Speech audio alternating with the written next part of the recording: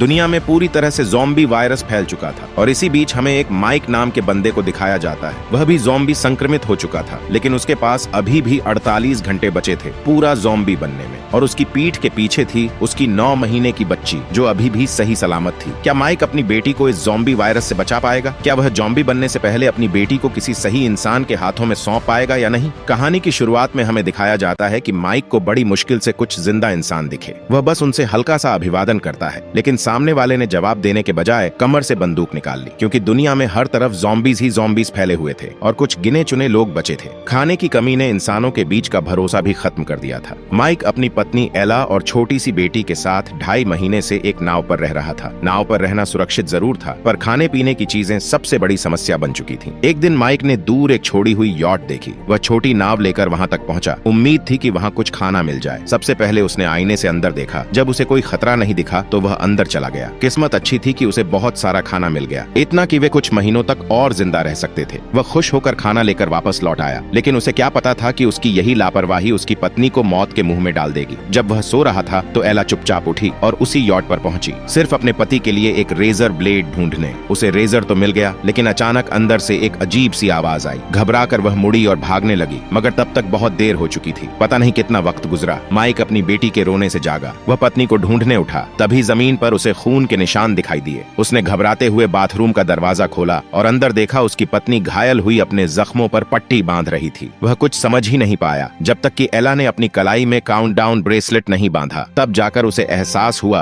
कि उसकी पत्नी को ज़ॉम्बी ने काट लिया है और उसके पास सिर्फ 48 घंटे बचे हैं। फिर भी माइक ने हिम्मत नहीं हारी। उसने तुरंत सामान बांधा, क्योंकि सरकारी नक्शे में दिखाया गया था कि लास वेगस नामक जगह पर जरूरतमंद लोगों की मदद की जा रही है, शायद वहां इलाज भी मिल जाए। वह अपनी बीवी और बच्चे को लेकर निकल पड़ा। जमीन का सफर नाव से कहीं ज्यादा खतरनाक था। थोड़ी दूर जाकर उन्हें एक कार मिल गई। माइक पेट्रोल भर रहा था, तभी एला ने दूर से एक ज़ॉम्बी को आते हुए देखा। उसने कोई आवाज नहीं की, बल्कि धीरे से गाड़ी का इंडिकेटर ऑन कर दिया। माइक तुरंत समझ गया और जल्दी से कार में बैठा और तेजी से निकल गया। लेकिन रास्ते में एला को महसूस हुआ कि उसके घाव से अजीब सा तरल निकल रहा है। ये ज़ॉम्बीज़ में बदलने का संकेत था। वह अपने परिवार को नुकसान नहीं पहुंचाना चाहती थी, इसलिए वह कार से उतर गई। माइक ने उसे बहुत समझाया और हिम्मत दी। फिर उसे वापस कार में बैठाया और कार का हैंडल तोड़ दिया ताकि वह फिर से बाहर न जा सके। उसने हिम्मत जुटाई और फिर से अपनी मंजिल की ओर बढ़ने लगा, मगर तभी सामने से अचानक एक ज़ॉम्बी आ गया। माइक ने गाड़ी मोड़ने की कोशिश की, लेकिन कार सीधी पेड़ से जाकर टकरा गई। एक टहनी सीधी जाकर एला के पेट में घुस गई और टक्कर से माइक भी बेहोश हो गया।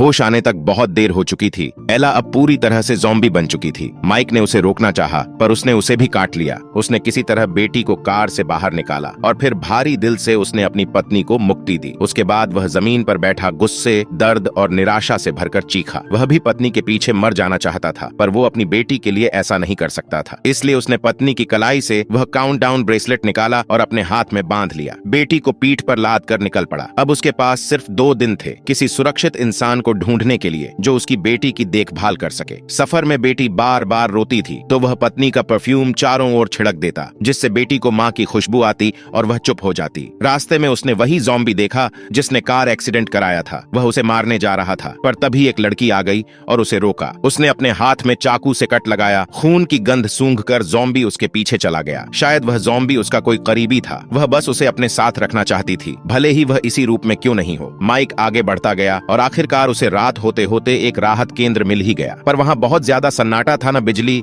न कोई इंसान। अंधेरे में उसे एक कोने में एक औरत दिखी। वह उसकी चोट पर पट्टी बांधती है और बताती है कि सरकार ने राहत केंद्र बंद कर दिए हैं, वायरस बहुत तेजी से फैल रहा है। माइक बेटी को उस औरत के पास छोड़ना चाहता था, लेकिन तभी उसने देखा कि वह औरत विग उतार रही थी और दवाएं खा रही थी। वह खुद भी किसी लाइलाज बीमारी से जूझ रही थी। माइक अपनी बेटी को वहां नहीं छोड़ सकता था, क्योंकि औरत की उम्र भी ज्यादा थी और वह अकेली रहती थी। सुबह होते ही वह वहां से निकल गया। रास्ते में उसने कई ज़ॉम्बीज़ देखे जो मिट्टी में सिर गाड़े पड़े थे। थोड़ी दूर जाकर उसे एक गाड़ी मिली। वह देख रहा था कि क्या यह गाड़ी चल सकती है या नहीं। तभी उसके पीछे से एक ज़ॉम्बी आ गया। गाड़ी का मालिक एक भारी शरीर वाला आदमी था जो पास ही फंसा हुआ था। उसने जल्दी से बंदूक निकाली और ज़ॉम्बी को मार दिया। उसने माइक की बेटी की जान बचाई, इसलिए माइक ने उसकी मदद की और दोनों साथ मिलकर वहां से भाग निकले।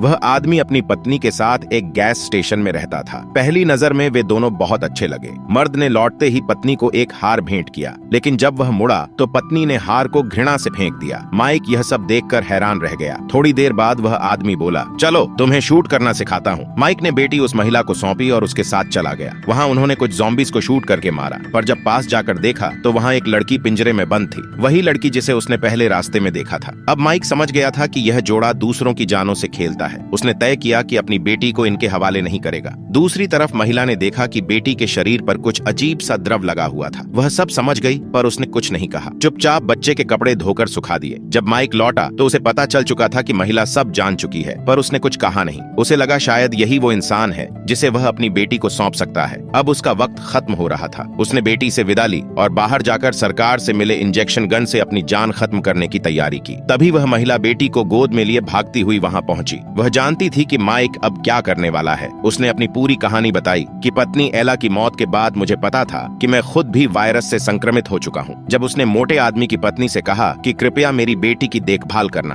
तो उस औरत ने सिर झुका लिया और कहा कि मैं उसकी पत्नी नहीं हूँ और न ही वो आदमी मेरा पति है। वह बताती है कि उसने मेरे असली पति को मार डाला था। लड़की की आंखों में आंसू थे। उसने कहा, अगर तुम सच में अपनी बेटी के लिए कुछ अच्छा चाहते हो तो उसे लेकर यहाँ से भाग जाओ। माइक के मन में अब कोई शक नहीं रहा। उसे पूरा यकीन हो गया था कि मोटा आदमी एक खतरनाक इंसान है। अब उसे सुसाइड करने का विचार छोड़ना होगा। उसे बस बेटी को सुरक्षित जगह पहुंचाना है। उसे याद आया कि नदी के किनारे उसने पहले एक परिवार देखा था जिनके 2 बच्चे थे। शायद वही लोग मदद कर सकें। उसने केरा और बेटी को लेकर वहां से जाने का निश्चय किया, लेकिन तभी अचानक वह मोटा आदमी आया और पीछे से माइक के सिर पर जोरदार वार कर दिया। जब माइक को होश आया तो वह और लड़की एक पिंजरे में बंद थे। समय बहुत कम था। वह जल्द ही ज़ॉम्बी बनने वाला था। बाहर ज़ॉम्बीज़ नजदीक आ रहे थे। माइक ने देखा कि पिंजरे के ऊपर सड़ी हुई आंतें लटकी हैं। उसे एक तरकीब सूझी। उसने आंत पिंजरे से बाहर फेंकी। सारे ज़ॉम्बीज़ उस ओर भागे और इसी खींचतान में पिंजरे का दरवाजा खुल गया। दोनों भाग निकले। वे बिना रुके गैस स्टेशन पहुंचे, जहां वह मोटा आदमी और केरा रहते थे। उन्होंने चुपचाप कमरे में घुसकर केरा को उठाया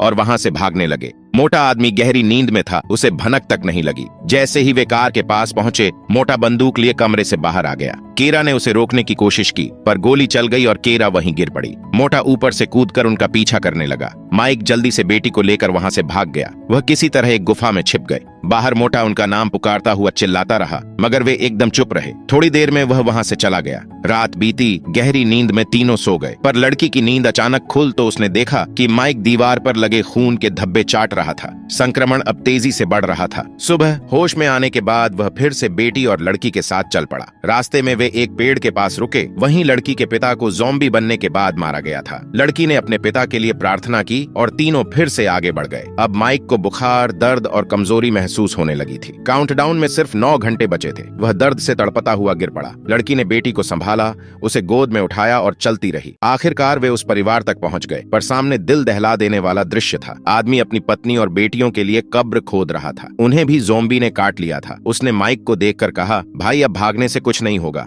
मैं तुम्हें 2 गोलियां देता हूँ, एक तुम्हारे लिए, एक तुम्हारी बेटी के लिए। माइक ने कुछ नहीं कहा, बस बेटी को उठाया और चला गया। पीछे से 2 गोलियों की आवाज आई। वह आदमी अपने परिवार को और फिर खुद को मार चुका था। माइक जमीन पर बैठा, थका हुआ और पूरा टूटा हुआ। क्या अब सब खत्म हो जाएगा? पर तभी बेटी ने पुकारा, पापा। उसे एक शब्द ने उसे दोबारा हिम्मत दी। लड़की ने बेटी को उसकी गोद में रखते हुए कहा, हमारा कबीला यहीं पास में ही है। अगर तुम चाहो तो मेरे साथ चल सकते हो। माइक को फिर से एक उम्मीद की किरण नजर आई। अगर वह बेटी को उनके पास छोड़ सके तो शायद वह बच जाएगी। वह मान गया। वे गुफा पार कर रहे थे, पर अंदर बहुत से ज़ॉम्बीज़ थे जो दीवार की ओर मुंह किए सो रहे थे। लड़की ने धीरे से कहा, ये सोए हुए हैं, शोर मत करना। सब ठीक चल रहा था, पर जैसे ही वे बाहर निकलने वाले थे, वह मोटा आदमी गुफा के बाहर ही खड़ा था। वह जैसे ही अंदर आया, वे दोनों ट्रेन के नीचे घुस गए। माइक ने लड़की और बेटी को पीछे छोड़ा। खुद ज़ॉम्बीज़ के बीच जाकर मोटे को आवाज लगाई ताकि उसका ध्यान उधर जाए। मोटे ने ज़ॉम्बीज़ पर हमला करना शुरू किया। तभी मौका देखकर माइक ने बंदूक रिलोड की और पलटवार किया। एक गोली चलाई, पर वह सही जगह पर नहीं लगी। मोटे ने उसे गिरा दिया। उसने गुस्से से उसकी बेटी को उठा लिया। माइक ने आखिरी बार हिम्मत जुटाई, धीरे धीरे उठा और उसकी ओर बढ़ा। मोटे की सांसें अभी भी चल रही थीं। गोली लगने से उसका शरीर कांप रहा था। वह बेटी की तरफ देखता है,